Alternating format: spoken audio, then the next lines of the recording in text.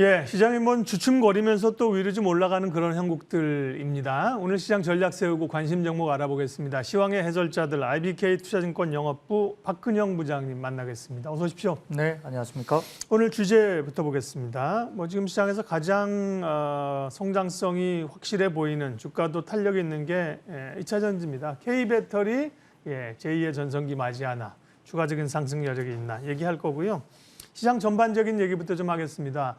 반등의 분위기는 좀 잡았는데 위로 또 쭉쭉 뻗지는 못합니다. 향후 주목해야 될 핵심 이벤트나 이슈부터 체크해 주십시오. 피벗 이야기가 많습니다만 네. 지난 주말에 닉 티밀하우스 월스트리트저널에 미국의 기자가 있습니다. 패드 내부의 의견들을 이 닉 기자를 통해서 패드 의원들의 이야기를 주로 이제 전달하는 그런 매개체를 역할을 하고 있는데 12월 달 75bp 인상이 계속적으로 확률이 높아지는 과정에서 이번 기사에서는 11월 달 75bp, 그다음에 12월 달에 50bp 인상으로 조금 확률이 높아지고 있다. 다만 그 전제 조건에서는 주가가 굉장히 위쪽으로 치솟는 랠리가 이루어지지 좀 않았으면 좋겠다라는 기사가 나왔습니다. 여기에 따라 주말 사이에 미국장이 일단 2% 이상 급등세를 보였고 최근에 미국 시장도 상당히 이 데드캣 바운스가 계속적으로 이루어지고 있고요. 역대급으로 최대급 매니저들이 현금 보유를 하고 있는 상황에서 최근에 주식, 이퀴티 비중을 상당히 많이 늘려가고 있는 모습들이 최근에 포착되고 있는 점에서는 어느 정도 빠지게 되면 하방을 막아주면서 이 주식 비중을 늘리고 있다는 모습들이 보입니다. 지금 시장에서 가장 비관론자로 알려져 있는 윌슨이라는 사람이 있습니다. 시장 애널리스트인데요. 네.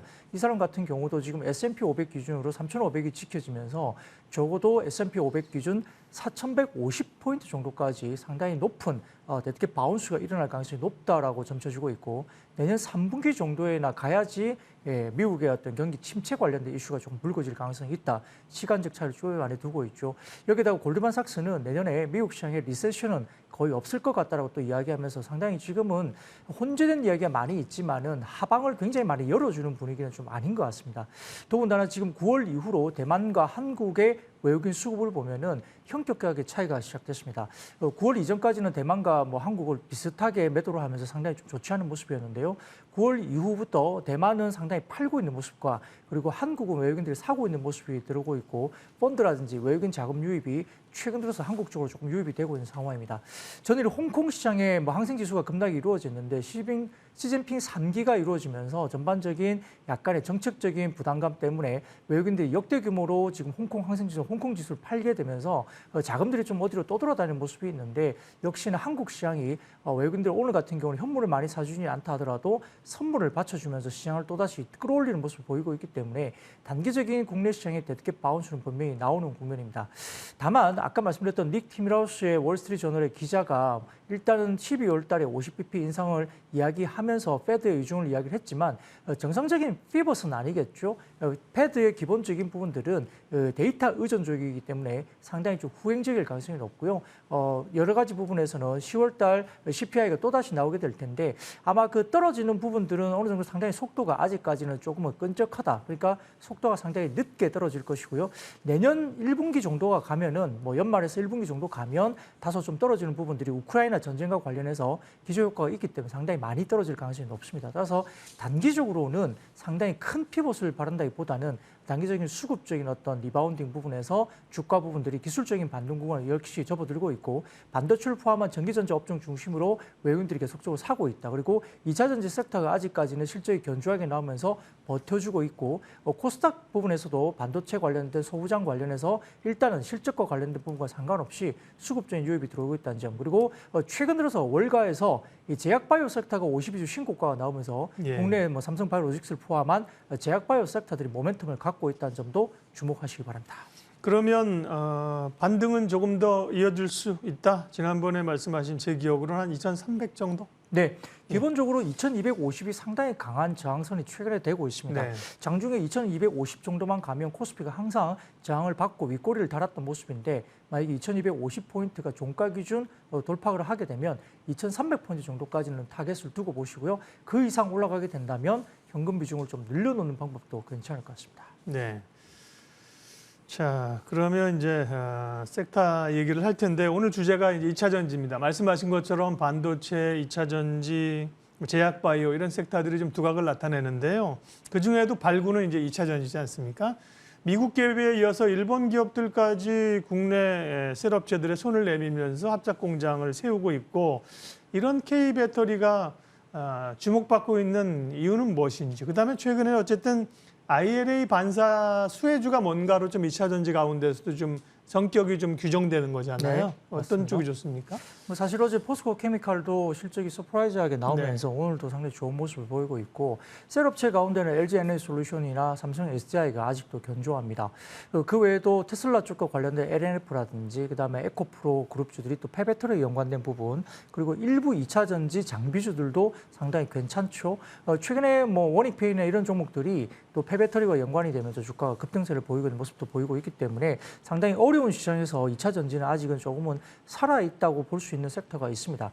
밸류에이션 부분에서 다소 좀 높게 형성되고는 있지만, 그럼에도 불구하고 성장성을 감안했을 때 고 PER이 어느 정도 용인이 되면서 수급이 좀 몰리고 있는데, 아마 포스코 케미칼 같은 경우는 4분기에는 원자재 가격 관련된 상승분을 어느 정도 반영을 해야 되기 때문에 분기 단위로 봐서는 4분기가 조금 쉬어갈 분기는 될 수 있습니다. 그래서 단기적인 급등이 나올 때는 다소 조금은 경계 매물이 나올 수 있다는 점도 단기적으로는 조금은 참고를 하셨으면 좋겠고요.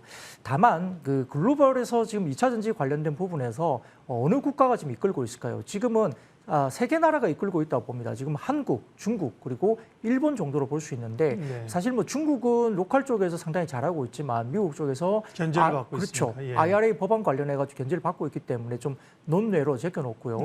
일본이 지금 미국 쪽과 한국이 좀 경쟁을 할 수 있는 부분이 있는데, 그러나 최근에 보면 일본 OEM, 뭐 도요타를 포함한 혼다 부분까지도 한국과 관련된 굉장히 좀 협업을 하고 있는 상황입니다. 최근에 혼다가 미국에서 LG 에너지솔루션과 40기가와트 수준의 2차 전지 생산 설비 조인트 벤처 설립을 공식화했고요. 일본 상용차 업체인 이수주 같은 경우도 LG 에너지솔루션의 원통형 배터리를 채용하면서 엘프 전기 트럭을 생산할 것으로 이야기되고 있습니다. 심지어 LG 에너지솔루션의 배터리까지 채용하면서 일본 후지사와 그다음에 공장에서 전기 트럭을 생산할 계획을 내놓았기 때문에 일본 업체들이 LG 에너지솔루션을 찾고 있습니다.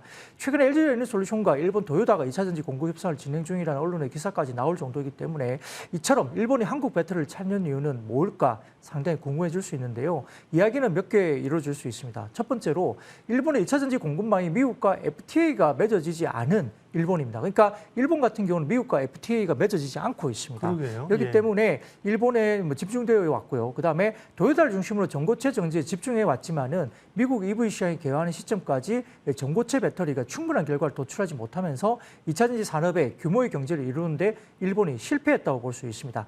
특히 이제 LG 에너지솔루션은 이미 고려 아연이나 포스코 등 금속 업체와 연계를 통해서 메탈을 조달받고 있는 것으로 보이기 때문에 양극재를 생산할 수 있는 LG 화학이나 포스코 케미칼과 협업을 통해서 IRA에 충분히 대응할 수 있기 때문에 일본 OEM 업체들이 배터리를 한국 업체에게 요청할 수밖에 없는 환경으로 판단됩니다. 일본 파나소닉의 주요 양극재 공급사인 스미모토 메탈 마이닝 같은 경우도 주요 니켈 재련 설비가 일본에 위치하고 있고요. 니야마의 신규 니켈 정비 성재를 건설하고 기존의 하리마 황산 니켈 생산 정제 설비 확대를 결정했습니다. 지난 21년 6월에 양극재 신규 생산 설비 역시 일본 서부 베시 에미레트 지역에 건설할 것으로 밝혀졌기 때문에, 따라서 테슬라 같은 경우에는 스미모토 메탈 마이닝 관련된 양극재를 공급하는 파나소닉 배터리 사회의 경우에는 아마 IR에서 요구하는 크리티컬 미네럴 요구사항을 맞출 수 없을 것으로 분석이 되고 있습니다.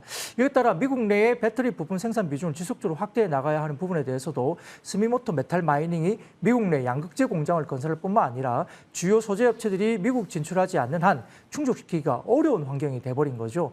따라서 지금 패나소닉이 이제 그나마 테슬라 쪽에 굉장히 많이 공급을 하고 있지만, 이 스미모토 메탈 마이닝과 관련된 연계하면서 미국 내의 IRA 법안을 요건을 충족시키지 못하는 환경이 돼버린 겁니다. 물론 미국이 궁극적으로 FDA 국가로부터 이 조달이라는 조항을 급하게 수정을 한다는 변수가 있다거나, 아니면 갑자기 미국과 일본이 FTA를 맺어버린다면 이야기가 좀 달라질 수도 있지만, 현 시점에서는 그러한 상황을 사실 예상하기는 좀 어려운 국면이 아닌가 싶습니다. 중국은 이제 경쟁에서 어쨌든 간에 견제를 받기 때문에 조금 밀려나는 거고요. 물론 내수장이 있지만, 일본은 말씀하신 것처럼 그러니까 미국하고 FTA가 체결이 안 돼 있으니까 IRA 파고를 넘기가 어려운 거죠. 한국 기업들과 손잡고 가겠다는 그런 보관들일 텐데요. 자, 2차 전지가 그러나 이전에는 뭐 셀이냐, 소재냐, 장비냐, 폐배터리냐 이렇게 사이클들이 돌았는데 네. 지금은 포커스가 IRA의 파고를 넘으면서 오히려 수혜를 보는, 수혜가 집중되는 기업이 어디냐를 봐야 되는 건데요. 자, 그러면 오늘 2차 전지 얘기를 했으니까 그 가운데서 주목할 기업을 말씀해 주셔야죠. 네, 뭐 종목 같은 경우는 지금 전고체 배터리 관련해서 뭐 조금 늦어지고 있고 양극재 쪽으로 좀 많이 쏠리는 것 같습니다. 네. 음극재 쪽보다는 양극재 업체를 지금 이야기하고 있고요. 아까 말씀드렸던 부분에서는 결국은 LG 에너지 솔루션이라든지 LG 화학, 포스코 케미칼 등이 가장 수혜를 받을 것으로 우리가 추정을 할 수 있는데 네. 그 가운데 포스코 케미칼은 주가가 최근에 좀 올랐기 때문에 주도주로서 충분히 역할을 하고 있어서 그 부분을 조금 제가 일단은 탑픽으로 말씀드릴 수는 있겠지만 조금 차치하겠습니다. 네. 그 가운데 조금 못 올라 있는 종목이 그나마 제가 좀 판단하기에는 LG 화학으로 LG 보입니다. 화학, 예. 이 본업이 최근에 뭐 경기 침체 이슈 때문에 이 케미칼 부분에서 좀 좋지 못한 부분 때문에 좀 눌려 있다 보이는 상황인데요. 결국 LG 화학의 2차 전지 소재 사업 포트폴리오가 LG 에너지 솔루션과 시너지로 귀결될 가능성이 높습니다. LG 화학의 2차 전지 사업 경쟁력의 우위 요소가 여유 있는 투자 재원으로 적실성 있는 사업 투자가 가능하다는 점과 그리고 2차 전지 소재 믹스 다변화입니다. 결국 석유 화학 부분의 CNT 사업 영역도 확대되는 부분이고 첨단 소재 부분이 양극재, 분리막, 바인더, 첨가제 등으로 상당히 다변화되고 있고요. 계열사인 LG 에너지 솔루션과 수직 계열화, 그러니까 양극재 내의 내재 화율이 40%에 이르기 때문에 LG 화학이 결국은 LG 에너지 솔루션이 뻗어나가면서 그에 대한 소재 업체로서의 어떤 위상이 상당히 커질 수 있습니다. 이 LG 화학의 2차 전지 소재 산업은 하이니켈 양극재로부터 분리막, CNT 순서대로 시장을 선도하고 있는데 아마 LG화학은 LG 에너지 솔루션과 현대차의 인도네시아 프로젝트를 시작으로 수직 계열화 전략이 구체적으로 시작될 것으로 보고 있는 상황입니다. 최근에 현대차가 인도네시아 프로젝트를 한다라고 이제 어젠가에 또 뉴스가 새롭게 나왔기 때문에 여기에 대한 소재 업체로서 LG화학이 좀 구체화될 것으로 보이는데 LG 컨소시엄 같은 경우는 LX 인터내셔널, LG화학, LG 에너지 솔루션으로 사업의 영역이 보게 되고요. 거기에 따라서 업스트림, 그러니까 니켈과 리튬 등의 업스트림부터 시작해서 양극재 제조로 그리고 배터리 셀로 수직 계열화 전략이 되기 때문에 중장기 제조 원가 절감의 시도가 상당히 급박하게 이루어질 가능성이 높습니다. LG 에너지 솔루션의 2025년 생산 캐파가 580기가와트를 감안한 양극재 필요량이 약 81만 톤 정도 수준이고요. 계열사 내재화율 40%를 고려한다면 LG화학의 추라 필요 물량이 약 32만 톤까지 추정이 되기 때문에 상당히 성장성이 높게 점쳐질 수 있습니다. 그런데 이제 최근에 LG화학이 좀 빠지고 있죠. 이 부분은 뭐 한 가지가 있습니다. 일단은 우리가 이제 기본적인 경제에 관련된 어떤 경기 침체 이 부분에서 기본적인 화학 업종에 대한 이야기가 조금은 보수적으로 본다는 점과 네. 수급적으로 이야기되고 있는 부분이 가장 큰데요. 글로벌 엑셀 리튬 앤 배터리 테크 ETF라는 게 있습니다. 이게 LIT라고 불리는데 이 ETF 가운데 이게 글로벌 1위 정도의 아주 글로벌 ETF입니다. 여기에서 이번 그 수급 변경이 좀 있을 수 있습니다. 이번 변경에서 LG 에너지 솔루션은 편입이 되면서 약 2,977억 정도의 ETF가 수급적으로 추가적으로 유입될 전망으로 보고 있는 반면 11월 MSCI 12월 코스피 200 유동화 비율 상승 관련 비중 확대에 앞서서 10월 말 패시브 모멘텀을 관련해서 LG화학은 일부 ETF에서 편출 가능성이 조금 이야기가 되는 것 같습니다. 그래서 단기적으로는 수급적으로 직접적인 리튬 배터리 사업 비중이 낮다는 점이 배경으로 판단되면서 아마 이번 ETF에서 청산 규모가 3,155억 정도가 LG화학이 이번 ETF에서 조금 빠져나갈 가능성이 있다고 봅니다. 여기에 따라 수급적인 이슈 때문에 다소 좀 눌림 구간이 나오고 있기 때문에 이러한 것들이 수급적으로 좀 끝나고 난다면 아마 좀 바닥 이후에 3분기 실적이 상당히 좋게 나오는 국면에서 4분기 이후 수식 계열과 관련된 부분들이 아마 주목을 받을 가능성이 높기 때문에 최근에 조금은 눌려지고 있고 빠지고 있는 부분들이 오히려 중장기 부분에서는 매수 가능한 굉장히 좋은 기회로 활용을 하시면 좋을 것 같고요. 여기에 따라서 LG화학 같은 경우는 중장기 목표 주가는 1차 목표가 70만 원 그리고 손절가는 53만 5천 원 제시해 드릴 수 있겠습니다. 7, 8월에 이제 LG화학이 부각되면서 주가 오를 때는 외국인 수급이 꽤 많이 외국인들 순매수했거든요. 최근에는 이제 외국인들이 대체로 좀 매도세인데 그게 좀 수급 영향이 있는 거군요. 예. 네, 그렇습니다. LG 에너지 솔루션 같은 경우는 뭐 보면 또 외국인들이 계속 사거든요. 그러면 결국 오늘은 이제 2차 전지 가운데서 여러 가지를 따져야 되지 않습니까? 트레이딩하는 구간에서 보면 뭐 밸류로만 사는 게 아니니까 가격도 봐야 되고 성장성도 봐야 되고 네. 그런 점에서는 이제 LG화학을 주목할 필요가 있다는 것인데 LG화학을 주목하는 이유의 근간에는 기본적으로 LG 에너지 솔루션이 있기 때문 아닙니까? 그렇죠. 네. 셋업세 가운데서는 지금 아직도 많이 오르긴 했지만 네. 아까 말씀드렸던 ETF 수급까지도 제가 말씀드렸던 2,977억, 약 3천억 가까이 수급이 또 들어올 가능성이 높고요. 성장성을 봤을 때 지금 2023년 정도부터 이미 셀 관련된 관련된 미국 시장에서의 안착이 시작됩니다. 아마 글로벌 시장에서 미국 쪽에 셀을 그렇게 내는 업체가 LG 에너지솔루션이 가장 빠를 것으로 보이는 상황이고요. 여기에 따라서 성장성에 대한 부분들은 역시나 제일 빠를 거로 보이고 있고 그 뒷단을 따라가고 있는 게 역시 삼성 SDI입니다. 최근 들어서 삼성 SDI가 상당히 SDI가 최근에 흐름 좋은데요? 예. 보수적인 흐름 때문에 SDI가 할인율을 굉장히 많이 받았는데요. 예. 최근 들어서 원통형 배터리 관련된 부분들이 테슬라 쪽에 납품될 가능성이 좀 더 구체적으로 이야기들이 돌고 있는 상황이고요. 이 부분 때문에 최근에 신흥 SEC나 그다음에 상신 EDP 같은 원통형 배터리 라인들이 같이 급등하기 시작했다는 점은 삼성 SDI가 테슬라 관련된 원통형 배터리 아마 관련된 그 매출 관련된 부분들이 좀 더 계속적으로 이야기가 나오고 있기 때문이고요. 이런 부분에서 약간의 어떤 뭐 보수적인 디스카운트율이 조금 줄어들면서 LG 에너지솔루션과의 뭐 멀티플 관련된 부분이 밸류에이션 부분을 좀 따라잡는 구간이 아닌가 싶습니다. 그래서 셋업처는 이렇게 LG 에너지솔루션 탑피어로 가고 SDI가 따라가는 국면이고요. 소재 업종 같은 경우는 역시 에코프로 그룹은 폐배터리 관련된 부분 그리고 절대적인 밸류에이션이 아직도 20배 정도 수준까지 많이 내려와 있다는 점, 실적이 좀 더 빠르게 올라왔기 때문이죠. 여기에 따라서 매력적인 구간이다 볼 수 있는데 포스코 케미칼이 워낙 실적이 앞서고 있고 더군다나 포스코 그룹 자체가 이 여러 가지 소재 부분에 풀이 지금은 소재를 어느 정도 중국에 탈피하면서 전체적인 소재 라인업을 그대로 다 갖추고 있다는 점 때문에 멀티플 프리미엄을 받고 있으면서 PER 한 35배에서 40배 가까이 좀 더 높은 프리미엄을 받고 있습니다. 따라서 에코프로 비행 같은 경우 에코프로 관련된 그룹들은 대부분 다 폐배터리 이슈가 이루어지기 때문에 밸류에이션 매력도를 가지고 좀 더 올라간다. 그리고 LNF 같은 경우는 테슬라의 출하량이 상당히 많아지면 소재 쪽에 LG 에너지솔루션과 관련된 소재 산업에 대한 매출단이 올라준다고 해서 LNF까지도 좀 지켜보실 필요는 있겠습니다. 네. 뭐 지금 2차 전지 가운데 가장 그 압도적인 거는 LG 에너지 솔루션하고요. 셀에서 소재는 포스코 케미칼이에요. 예, 근데 이제 단기적으로 올라 있는 부담을 어떻게 할 거냐? 2차 전지를 가져가려면 조금 좋지만 들어오른 기업들을 사고 얘를 좀 줄였다가 그 안에서 2차 전지 안에서 약간 그 바벨 전략 비중 조절하는 것도 좋을 것 같아요. 예. 예, 그 밖에 소재에 대한 궁금증도 많았는데 쭉 한번 에코프로부터 해서 리뷰를 해주셨습니다. 시황의 해설자들 오늘은 시장 전체적인 그림하고요. K배터리는 계속해서 성장하고 있다. 뭘 볼 것이냐? 그 가운데 오늘은 LG화학을 주목해서 보자고 말씀하셨어요. IBK 투자증권 영업부 박근영 부장님 함께했습니다. 고맙습니다. 네, 감사합니다.